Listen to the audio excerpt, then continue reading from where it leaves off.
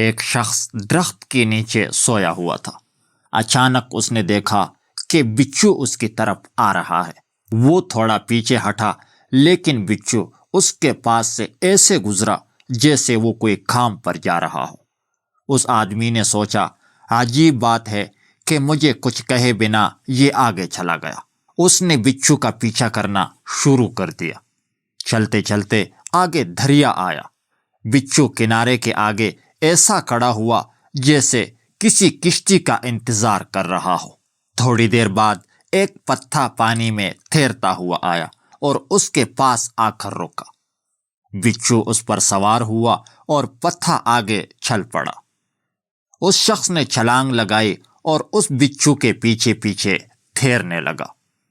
بچھو دریا کے دوسرے کنارے چلا گیا۔ جب بچھو دریا کے دوسرے پار پہنچا تو پتھا بھی رکا اور بچھو اتر گیا۔ وہ شخص بھی کنارے پر آ گیا۔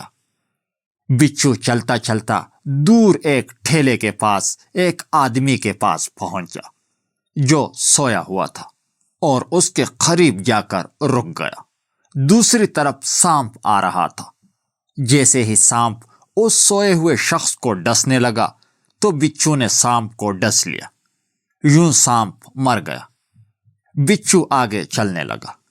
وہ شخص جو بچھو کے پیچھے پیچھے یہاں تک پہنچا تھا، اس سوئے ہوئے شخص کے پاؤں پڑ گیا۔ وہ جاگ گیا تو اسے کہنے لگا کہ آپ تو بڑے بزرگ ہیں۔ اس نے پوچھا، کیوں، ایسا کیا ہوا؟ پھر اس نے اسے سارا واقعہ سنایا۔ سننے کے بعد اس نے کہا کہ میں تو یہودی ہوں۔ اس شخص نے یہودی کو چھوڑا اور سر سجدے میں رکھ دیا کہ اے میرے مالک، تو ایک بندے کو بچانے کے لیے اتنا بڑا کارخانہ چلاتا ہے، تو میرے بارے میں اس سے بھی بہتر کر رہا ہوگا۔ تو بھائیو، اگر ہماری آنکھ کھل جائے کہ اللہ تعالی ہمارے ساتھ کیا معاملات کر رہا ہے، وہ کہاں کہاں سے ہماری مدد کر رہا ہے، تو ہم کبھی سر سجدے سے بھی نہ اٹھائیں۔ ہم کسی وجہ سے رو رہے ہوتے ہیں اور اچانک ایک اللہ کا بندہ آتا ہے۔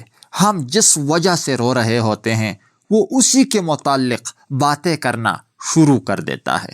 ہم حیران ہوتے ہیں کہ یہ میرے ساتھ میری طرح باتیں کیوں کر رہا ہے۔ اصل میں اللہ ہماری مدد کر رہا ہوتا ہے۔